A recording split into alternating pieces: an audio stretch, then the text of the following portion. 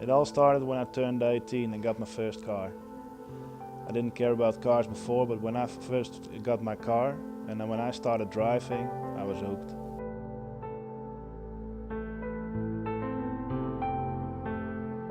I was hooked to cars, I was hooked to speed, and that's how it all started.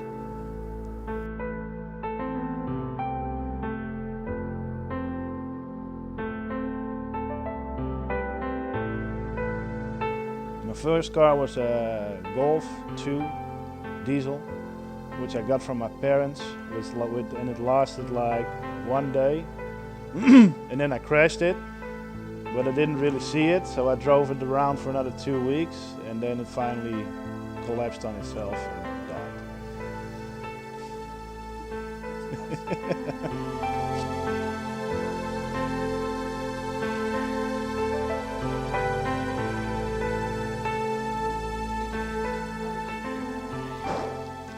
At one point I got a Toyota Supra, a Mark III turbo, and I was cruising it around, speeding, racing with all my friends in it, and we ended up, I don't even know how, we ended up at a very small street race event, and of course I attended right away and got on the start, and I won everything because in that days it was a Golf 2 and small Civics and nothing special.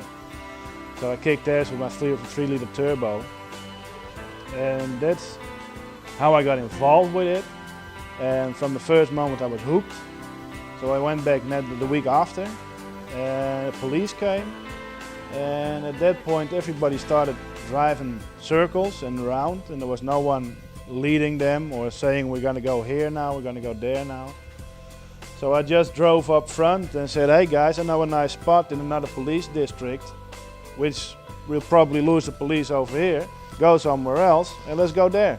And everybody's like, okay, sounds good, let's do it.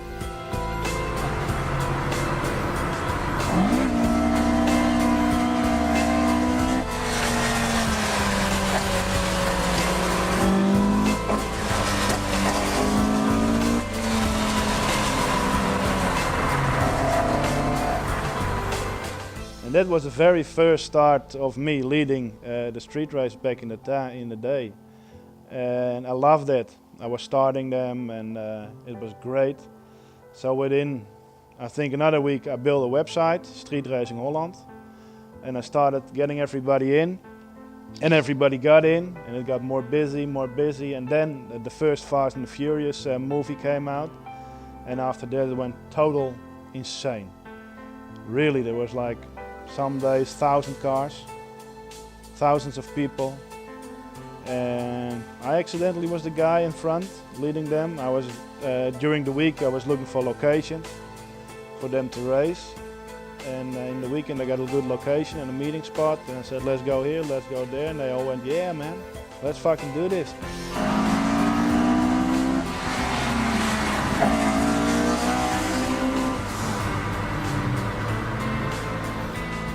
And I guess that got me the name Kees Street Race. It was actually by a magazine that asked me. It was getting so big that magazines came in, and news reporters and television, radio. At some point they said, Kees, what's your last name?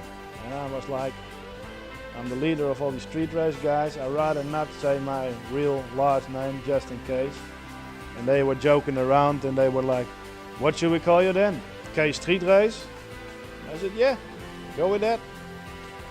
That's how I got the name.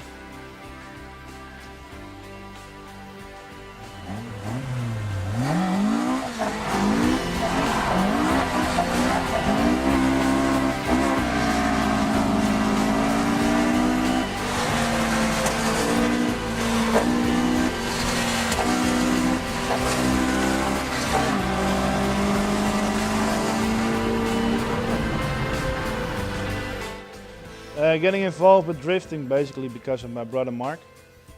Mark was, I was always saying I was drifting, but I never competed. I've never actually drifted on a track at all.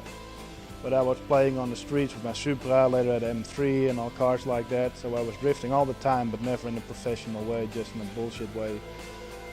And My brother is a bit smarter. I've lost my driver's license 4 times now, 5, 4, something.